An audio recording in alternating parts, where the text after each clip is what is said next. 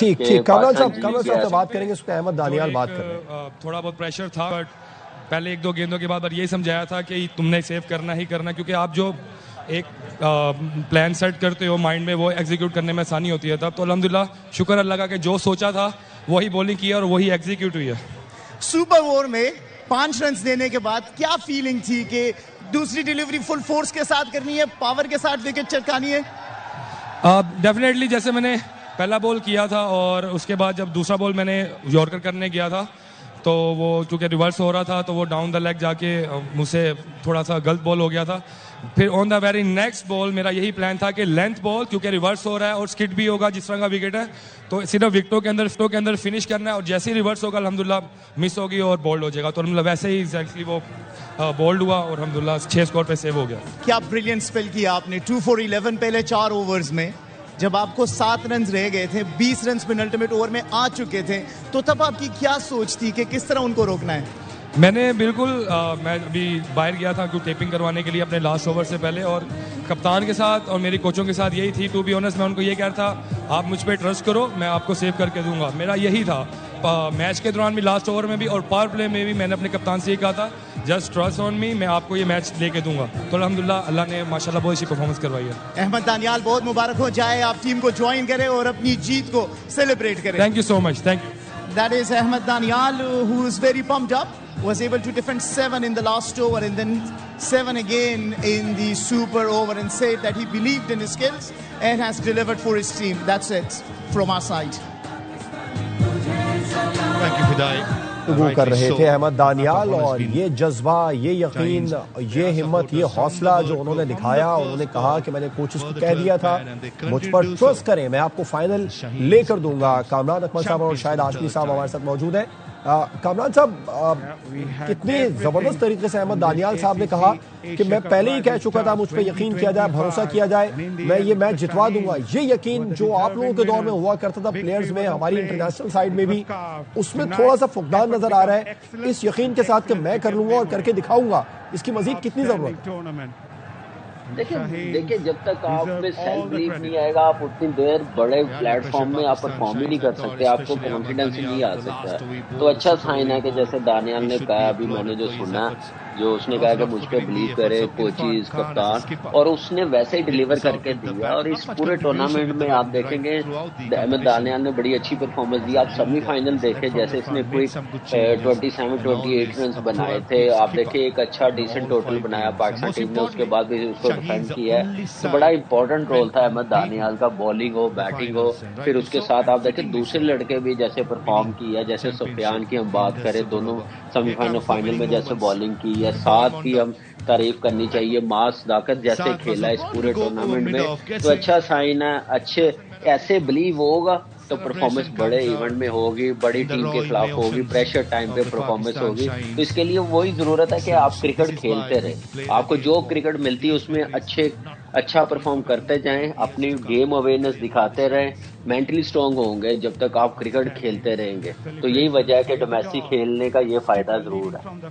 Right, Shahid Hashmi, आप तो पहले ही अहमद दानियाल की बहुत ज़्यादा आज मुतरिफ थे आज के मैच में, क्योंकि उन्होंने जब पहले इनिंग में बॉलिंग कराई थी तो 4 ओवर में सिर्फ 11 रन दिए थे और 2 खिलाड़ियों को आउट किया था। फिर फाइनल ओवर में भी 6 रन उन्होंने दिए और वहां पर भी 2 खिलाड़ियों को आउट किया। तो मजमूई तौर पर 5 ओवर में 4 विकेटें उन्होंने हासिल की। बिल्कुल की। और अहमद दानियाल जिस तरह कामरान कह रहे हैं कि फर्स्ट क्लास की डोमेस्टिक क्रिकेट में भी अच्छी परफॉर्मेंस करते रहे हैं। पिछले साल जिम्बाब्वे के दौरे पर वो गए थे, बदकिस्मती से वहाँ अनफिट हो गए थे, खेल नहीं पाए। लेकिन इस साल मई में जब पाकिस्तान की टीम बांग्लादेश गई थी तो वहाँ 2 मैच खेले, बड़ी अच्छी बॉलिंग की। फिर वो वहाँ से इंटरनेशनल सीन से हटा दिए गए और अब उन्हें राइजिंग स्टार में भेजा था। बड़ी अच्छी थ्रू आउट टूर्नामेंट में बड़ी अच्छी बॉलिंग की। और जितनी तारीफ की जाए पाकिस्तानी की, माँ सदाकत हो गए, साथ मसूद हो गए, इन लोगों ने बड़ी अच्छी परफॉर्मेंस दी है राइजिंग स्टार एशिया कप में। और खुसूसी तौर पर तारीफ करनी पड़ेगी कोचिंग स्टाफ की। एजाज अहमद जूनियर पाकिस्तान की तरफ से टेस्ट मैच खेल चुके हैं, वो डोमेस्टिक क्रिकेट के बहुत अच्छे कोच समझे जाते हैं, उनको कोच बनाया था। मंसूर अमजद इस कोचिंग स्टाफ में शामिल थे। उमैद आसिफ जो बड़े अच्छे डोमेस्टिक क्रिकेट के बॉलर रहे हैं, वो बॉलिंग कोच थे। तो ओवरऑल पाकिस्तान का कोचिंग स्टाफ बहुत अच्छा था। सिलेक्शन काफी अच्छी हुई थी और फिर इस पूरे टूर्नामेंट में पाकिस्तान ने बड़ी शानदार कारकर्दगी दिखाई। इंडिया की टीम को बड़ी जबरदस्त तरीके से 8 या 9 विकेटों से जो शिकस्त दी थी वो बहुत जबरदस्त कारकर्दगी। बिल्कुल, बहुत ज़बरदस्त कारकर्दगी। कामरान साहब, अभी ये राइजिंग स्टार्स हैं पाकिस्तान के, इन्होंने खेला है पाकिस्तान के लिए भी यकीनी तौर पर।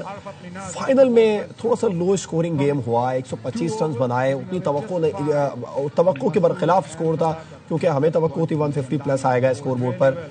फाइनल का प्रेशर होता है, आपने भी इंटरनेशनल मैचेस में पाकिस्तान के लिए नुमाइंदगी की है। मुझे याद है 2009 के T20 फाइनल के अंदर जब आप ओपन करने के लिए आए थे तो बहुत प्रेशर था, पूरे पाकिस्तान पर प्रेशर था, लेकिन बड़े एतमाद के साथ आपने स्ट्रोक लगाए थे और एक अच्छा जो आगाज था वो फराहम किया था। इस तरह के कॉन्फिडेंट के लिए क्या टिप्स देना चाहेंगे आप जो हमारे राइजिंग स्टार्स हैं उनको?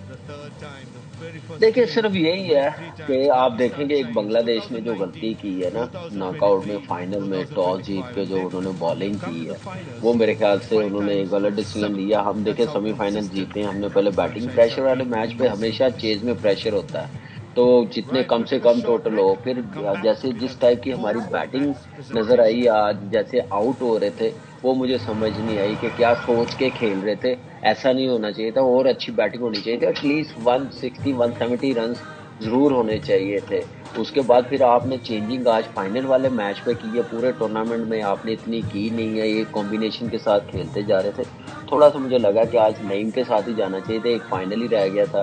फिर आपने बॉलिंग में चेंजिंग की, उबैद शाह सारे ओवर्स कर रहा था, एक ओवर करवाया, तो ये चीज़ें बेहतर करने वाली हैं। और इन लड़कों को बस यही है कि क्रिकेट खेलते रहे, डोमेस्टिक को ना छोड़े। जब तक आप डोमेस्टिक खेलते रहेंगे आपकी गेम में निखार आता रहेगा, मेंटली स्ट्रॉन्ग होंगे, आपकी स्किल बढ़ेगी।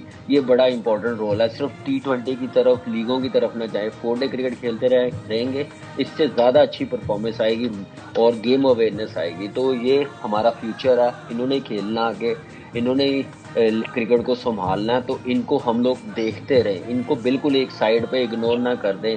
और ऐसे टूर ए टीम के टफ कंट्रीज में भेजने चाहिए, like Australia, England, New Zealand, south Africa में, जिससे हमारे प्लेयरों को कॉन्फिडेंस मिलता रहे, टफ कंडीशन में जाके सीखते रहे कि इंटरनेशनल क्रिकेट अब मेंटली बड़ी टफ हो गई हुई है, बड़ी फास्ट हो गई हुई है। उसके लिए हमें तैयारी ऐसे पाकिस्तान क्रिकेट बोर्ड को करनी पड़ेगी, टूर्स रखने पड़ेंगे। ये नहीं कि राइजिंग स्टार का एशिया कप हो जाए तो इसमें चले जाएं। हमें 4 day cricket, 1 day series in मुल्कों में जाके जरूर ये टीम के अंडर 19 के खिलाने चाहिए, भेजने चाहिए, टूर ऑर्गेनाइज होने चाहिए। बहुत खूबसूरत कामरान अकमल साहब ने बात की। शाहिद साहब, वो कह रहे हैं कि सिर्फ यही राइजिंग स्टार एशिया कप काफ़ी नहीं है, जो टफ कंट्रीज़ हैं, इंग्लैंड, ऑस्ट्रेलिया, न्यूजीलैंड, यहाँ पर टीमों को भेजना चाहिए, इन टीम को, और उनसे मैचेस होने चाहिए।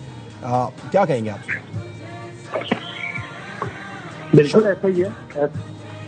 जहाँ मुश्किल कंडीशन होती है, मुश्किल हरीफ होते हैं, स्ट्रांग हरीफ होते हैं, वहाँ पे टीमें भेजनी चाहिए।